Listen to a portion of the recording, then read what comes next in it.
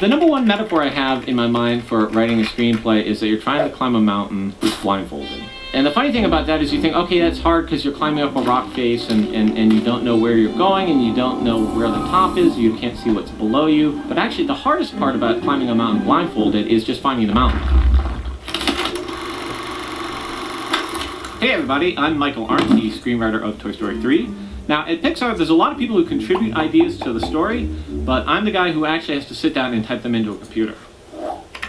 So when we started working on Toy Story 3, we had a hard time getting the story set up in the right way.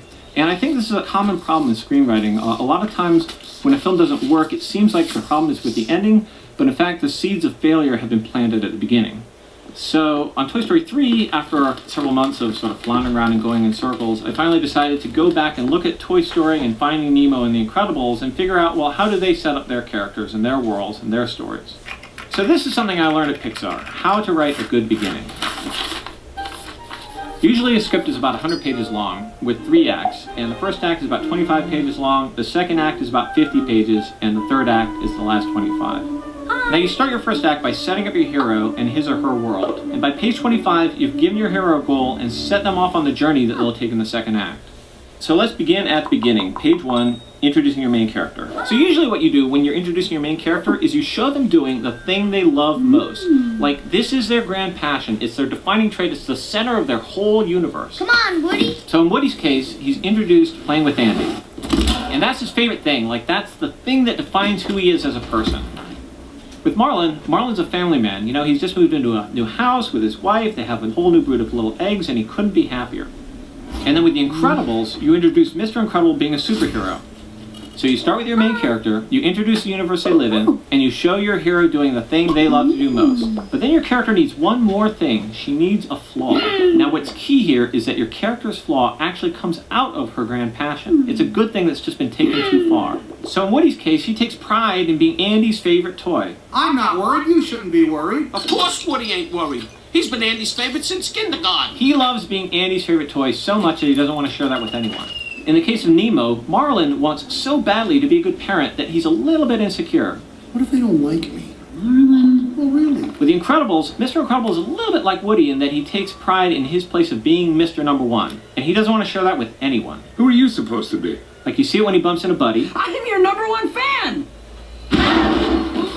and you see it again when he bumps into Elastigirl on the roof. We could share, you know. I work alone. So you establish your character, you establish the world they live in, you establish the grand passion that they're defined by, and you establish a hidden quality that comes out of this grand passion. And then you want to establish storm clouds on the horizon, which is your character's walking down the road of life, it's a nice, bright, sunny day, but off there on the horizon, there's some dark storm clouds gathering.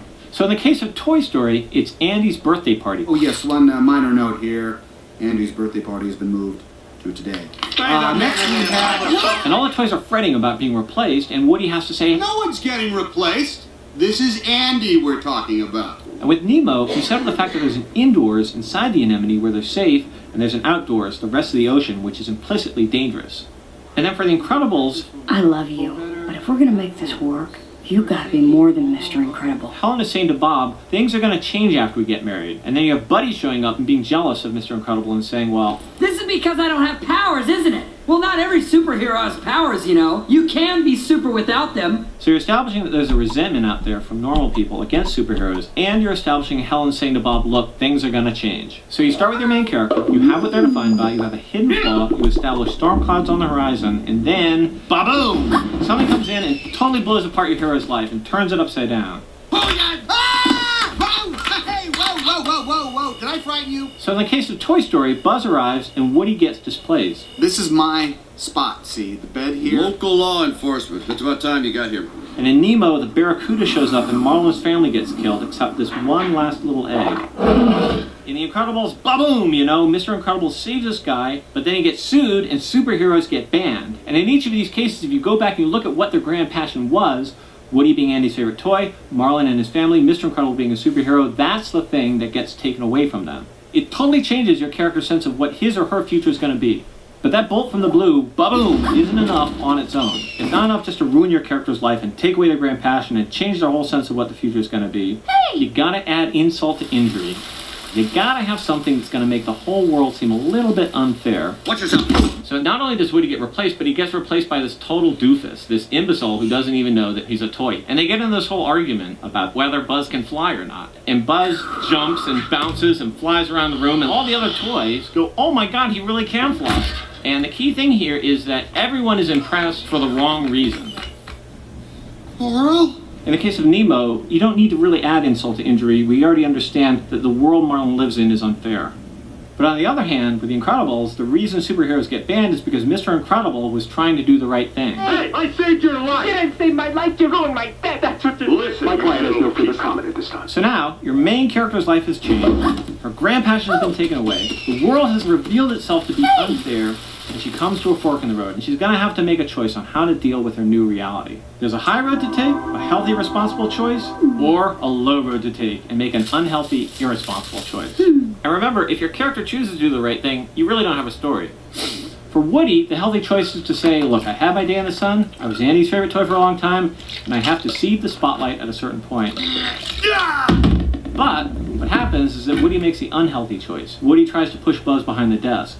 And the key thing here is that we're rooting for Woody to do the unhealthy, irresponsible thing because we feel his pain at getting replaced. So your character's unhealthy choice, Woody's unhealthy choice, creates a crisis, Buzz getting pushed out the window, which leads to all the other toys confronting Woody and saying, you can't stay in Andy's room until you go find Buzz and bring him back here safe and sound. And that's your first act break. You see a similar thing in Finding Nemo when Marlin finds Nemo at the edge of the open ocean. Nemo! No! Marlin's unhealthy choice, his overprotectiveness, comes out of his grand passion, his love for his son. Okay, I was right. You know what? He'll start school in a year or two. And his unhealthy choice provokes a crisis, Nemo saying, swimming out to the boat to prove his independence, and then getting caught by the diver.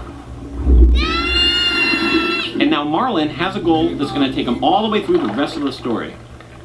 With The Incredibles, the responsible choice is for Bob to do what his wife tells him to do. Go save the world one policy at a time, honey. But that would be boring, and you'd have no story. So the irresponsible choice for Bob Hey, Speedo. I'll be back later. is to lie to his wife Helen and go moonlighting with his buddy Frozone.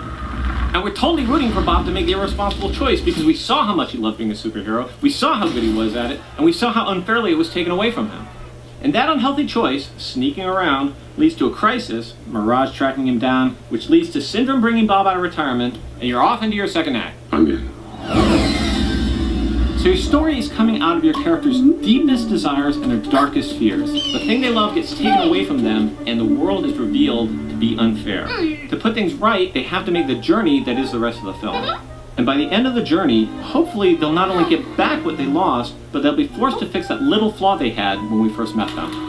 So that's what I learned at Pixar. And I'm not saying that all stories have to start this way, but if you're writing a script and you're having a hard time getting started, I hope these ideas are helpful.